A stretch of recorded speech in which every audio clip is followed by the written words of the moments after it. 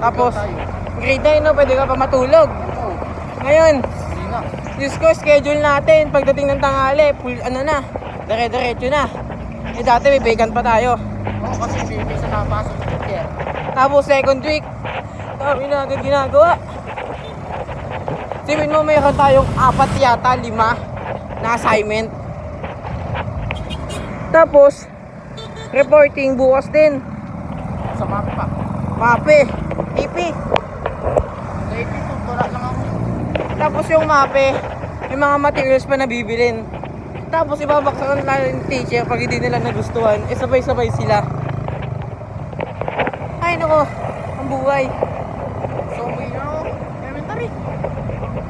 Talagang papayag ka talaga pag inalo ka ng teacher na babalik kita sa grade 1. Papayag ka nun. Grade 1 ka na oh. Kaya kayo na buhay mo dun. President ako. Ako din tapos ikaw yung with honors. Ow!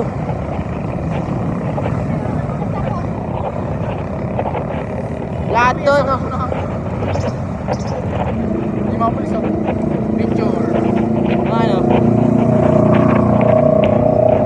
Mga police. Yan. Hindi nyo nakita, okay lang yan. Sakit na yata ako. Ang mahirap dyan, pag yung sobrang taying-tay ka na talaga. Hindi ka talaga makakagalaw. Oo, tapos bigla kang hahanginin. Oo, lamig no. Kahit tagakta ka ng pawis kahit sobrang init may lamig pa din. Hindi yung hangin napakalamig pero pag papawisan ka pa. Oo.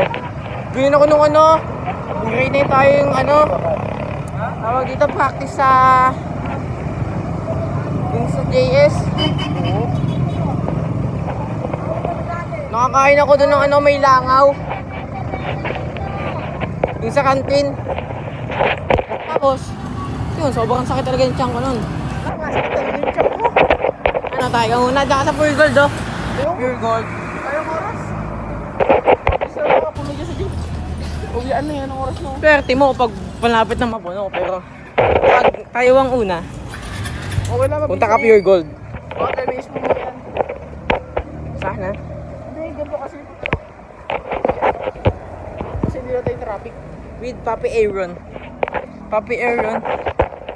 Sana hindi pa Ang bigat na talaga. Sakit pa ng leeg ko. Yung dito sa may yun dito. Dito ulit tayo sa kayo. Kay Kuya. Oo yung may basag ulit. Wala tayo pa, hindi kayo mahirapan. Sige, sabi siya, hindi pa mapupuno eh. Mabilis lang yan. Mababay na. Post ko ito mamaya. Second week, mag-aaral ko sa STI. Scientech. Babush.